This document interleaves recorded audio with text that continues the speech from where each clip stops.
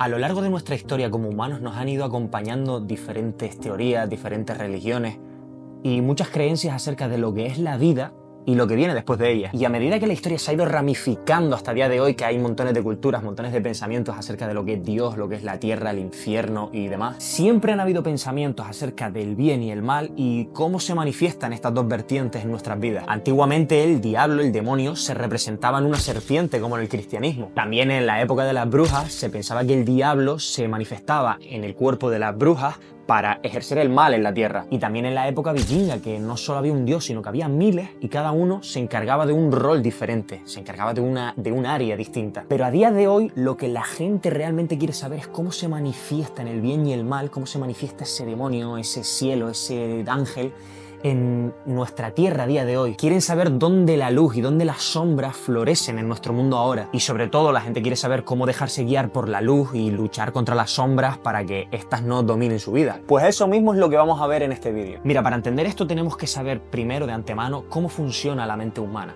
Y tú te preguntarás ¿para qué? Pues porque los humanos parece ser que entendemos las cosas en base a un concepto que es la dualidad, que para mí la dualidad no existe, pero esto significa que nosotros entendemos una cosa porque existe un opuesto y para entender esa cosa necesitamos crear un opuesto, si no, no la entendemos. Por eso la mayoría de las cosas que tú ves las tenemos clasificadas de manera dual, o bueno o malo, o Dios o el diablo, o el cielo o el infierno, o blanco o negro. Y claro, todo esto influye mucho para expresarnos y para entendernos cuando hablamos de cosas buenas y cosas malas. Pues vale, entendiendo esto, vamos a la siguiente parte para que entiendas cómo se manifiesta el diablo y el infierno a día de hoy en nuestra vida. Desde pequeñitos a nosotros nos han inculcado y nos han metido esa creencia de que las cosas buenas y las cosas malas están fuera, en el mundo exterior. Son las cosas que vemos.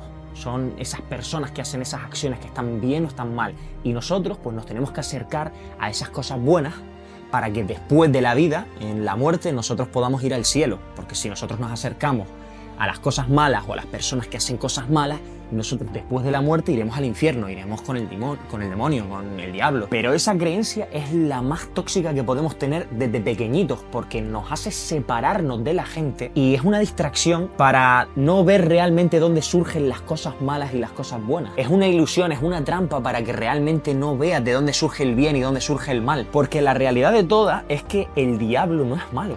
No es malo para nada. Yo me paseo por el infierno de vez en cuando y es muy divertido. Lo que pasa es que es divertido si controlas. Solo que el diablo es el diablo y hace lo que hace el diablo. Es malo si te dejas embaucar por él. El infierno y el cielo no son lugares ni sitios. Son estados mentales.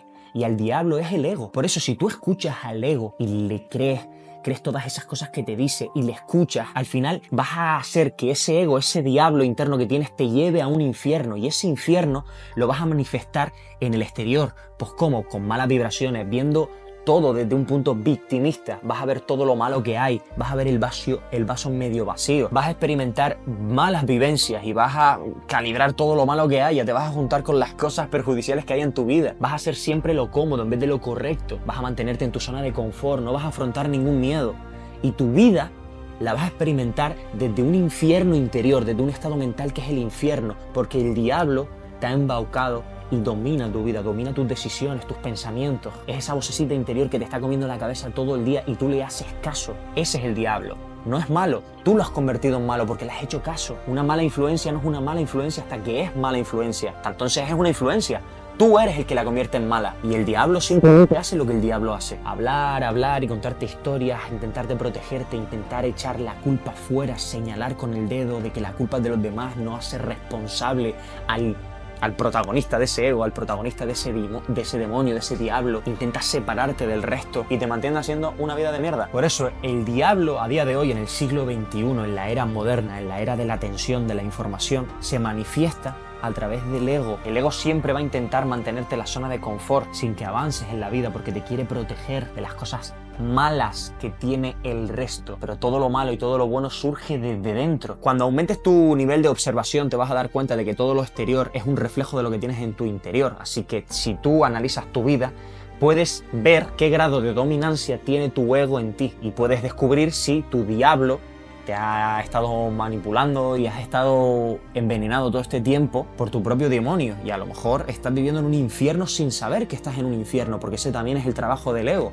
hacerte creer que es la realidad mientras te mantiene en una cárcel, en una ilusión, pero la mejor cárcel es la que el prisionero no sabe que está encarcelado. Por eso el equilibrio entre Dios y el diablo, que el diablo es el ego, es la conciencia. Ni muy muy ni tan tan. Si mantienes el balance, si mantienes esa conciencia entre Dios y el demonio, entre el cielo y el infierno, no te dejas dominar por ese demonio, ese diablo, ese ego, para que hagas lo cómodo, lo fácil, lo que te mantiene en la miseria, en lo que no te hace avanzar como persona, pero tampoco te anclas a la idea de ser un dios, no te conviertes en un monje, en una monja, no niegas la fiesta, no niegas el dulce, no niegas las pequeñas dosis, pero ese es el tema, las dosis. Por ejemplo, en el tema de las drogas, no te estoy diciendo que niegues las drogas, pero si tú tienes esa conciencia, ese balance, ese equilibrio de las dosis, esa responsabilidad en el consumo de las dosis, no te digo que no.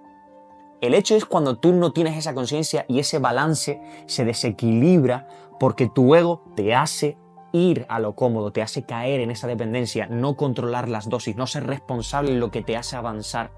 Pero ni muy muy ni tan tan, es conciencia en el consumo. Es mantenerse, es jugar, es calibrar, es bailar entre el cielo y el infierno, pero sin estancarse en ninguno de los dos. Fluir, pasearte, escuchar la vocecita que tienes sin creértela, ver las cosas también que te tientan, disfrutarlas, pero no caer en ellas. Es la conciencia lo que te mantiene en balance. La putada es que la mayoría de las personas viven en un infierno y ni siquiera saben que están en un infierno, como dije antes, porque están tan dominados por su ego que ni siquiera son capaces de ver lo que las acciones que están haciendo les están perjudicando en un futuro. Les impide ver que lo que están haciendo no les hace crecer como personas. Pero yo vuelvo y repito, el diablo no es malo, simplemente el diablo hace lo que el diablo hace. Si tú le das rienda suelta, el diablo te va a intentar siempre llevar a su terreno, llevar a su propio infierno, a lo cómodo, a lo fácil, al mal camino. Es lo que te decía antes, que no existe ni lo malo ni lo bueno. Nosotros hacemos que sea malo o sea bueno en base a nosotros cómo actuamos con esas cosas, porque las cosas de la vida tienen una naturaleza, una tendencia. Un río pues fluye, no es malo, pero si tú dejas que ese río no lo controlas porque hay tierra suelta o porque no hay unos muros que controlen el cauce de ese río, se va ensanchando y a lo mejor destroza pues todas las civilizaciones que tienen al lado hechas de paja y de madera y destruye tribus y tal, pero el río no es malo, simplemente no se le han puesto unos límites ni nada. La naturaleza tiene una dirección. Lo que pasa es que esa dirección repercute en algo y nuestra interacción con la naturaleza repercute. Nosotros hacemos que las cosas sean buenas o malas en base a cómo nos repercuta a nosotros. Si nos tomamos 5 cafés al día, la cafeína en sí, marginada, no es mala. Nosotros la hacemos mala porque nuestro consumo no es responsable de la cafeína y nos hace mal. Pero no podemos decir que la cafeína es mala para el cuerpo. Si tú al fuego le metes leña y luego lo metes en una caldera, pues ese fuego lo que hace es mover un tren. Y ese tren pues puede mover mercancía, puede hacernos creer como sociedad y puede hacer que el humano evolucione a nivel tecnológico, a nivel tribu. Pero si tú el fuego lo que haces es desparramarlo en medio de un bosque, el fuego hace lo que el fuego hace, que es arder, dar calor y quemar cosas. Provocas un incendio, destrozas un bosque, una selva, matas animales, pero el fuego hace lo que hace el fuego. Es nuestra interacción con algo natural lo que lo convierte en algo malo, en algo perjudicial, en algo bueno. Te podría dar 1000 ejemplos, como cuando yo cojo una piedra y te la tiro a la cabeza. La piedra no es mala, soy yo el que lo convierte en un arma, pero yo esa piedra la puedo utilizar para ponerla detrás de otra y otra piedra y construir un puente que me permita unir 2 aldeas, 2 tribus. Y si tú con conciencia utilizas a tu propio ego para conseguir cosas, puedes conseguir cosas maravillosas, pero tienes que utilizar a tu ego para hacer las cosas que tu conciencia quiere, no las que quiere tu ego. Porque al final, tu ego, esa vocecita, esa sensación de querer, de obtener, de escalar, de conseguir cosas materiales, es ego. Pero también es el que te protege y el que te hace mantenerte en la zona de confort, en la seguridad, tirado en el sofá, comiendo Doritos, comiendo mal, no te hace levantarte temprano, no te hace hacer deporte. Eso también es el ego. Pero el ego también quiere fama, validación, quiere intentar ser mejor que el otro.